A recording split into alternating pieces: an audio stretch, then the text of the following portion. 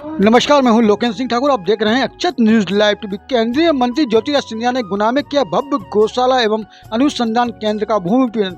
44 करोड़ रुपए की लागत से बनेगी भव्य गौशाला। गौशाला में बायोगैस संयंत्र, CNG प्लांट एवं 2 मेगावाट सोलर प्लांट की भी स्थापना की जाएगी, ये कहना है सिंधिया। बुधवार को जिले के ग्राम पंज में गोवर्धन गौशाला, गो अभयारण्य एवं अनुसंधान केंद्र का भूमि पूजन एवं शिलान्यास कार्यक्रम विधिवत से केंद्रीय मंत्री ज्योतिरादित्य सिंधिया के सानिध्य में संपन्न हुआ। इस अवसर पर राष्ट्रीय स्वयंसेवक संघ के अखिल भारतीय गौ सेवक प्रमुख अजित महापात्रा मुख्य अतिथि के रूप में उपस्थित है, जबकि केंद्रीय मंत्री दूरसंचार एवं पूर्वोत्तर क्षेत्र विकास मंत्री ज्योतिरादित्य सिंधिया विशिष्ट अतिथि के रूप में शामिल हुए और उन्होंने कार्यक्रम को संबोधित भी किया। और मेरे लिए तो अत्यंत खुशी की बात यह भी है और सौभाग्य की बात है कि केवल इस कार्यक्रम में मेरी उपस्थिति नहीं हुई। मानता हूं कि जब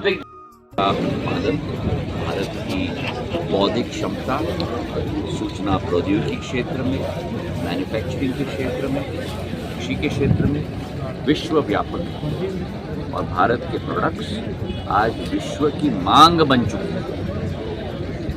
भारत जिस तरीके से पिछले 10 वर्षों में प्रगति और विकास के पथ पर अग्रसर हुआ है, पृथ्वी पर और अंतरिक्ष में भी, चांद में पर भी प्रधानमंत्री जी ने भारत का तिरंगा गाड़ के रख दिया। तो वातावरण जो भी हो, भारत का उत्पादन सर्वश्रेष्ठ है, उसकी मांग सर्वश्रेष्ठ रहेगी। और अगर जो विशेषज्ञ बारीकी से भी देखें, टैरिफ जो है आपको केवल US और भारत के बीच में नहीं देखना। अगर पन्नालाल जी, मैं, सुरेश जी, आप प्रतियोगिता में पन्नालाल जी के ऊपर क्या टैरिफ लगा है, मेरे ऊपर क्या टैरिफ लगा है, इनके ऊपर क्या टैरिफ लगा है, इसका विश्लेषण करने की जरूरत है। मैं आपको आश्वस्त कराना चाहता हूँ, जो टैरिफ लगे हुए हैं उनके आधार पर कई क्षेत्रों में जो भारत के ऊपर टैरिफ लगे हैं उसके आधार पर दूसरे देशों के कंपैरिजन में भारत ज़्यादा कम्पिटिटिव बन गया। उदाहरण के तौर पर जो वियतनाम पे टैरिफ लगे हैं, जो दूसरे देशों पे टैरिफ लगे हैं, अब जो प्रोडक्ट्स भारत से कम्पिटिटिव नहीं होता था, आज वो प्रोडक्ट्स भी भारत से कम्पिटिटिव हो गया।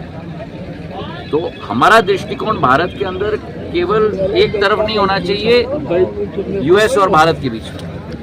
US के टैरिफ बाकी दो देशों पे क्या है, उस वातावरण में हमारे प्रोडक्ट्स आज कितने कंपेटिटिव हो गए, कौन से में कठिनाई हो गई है, कौन से में लाभ भी हो गया है। तो इस दृष्टिकोण से देखना होगा। और जो मैंने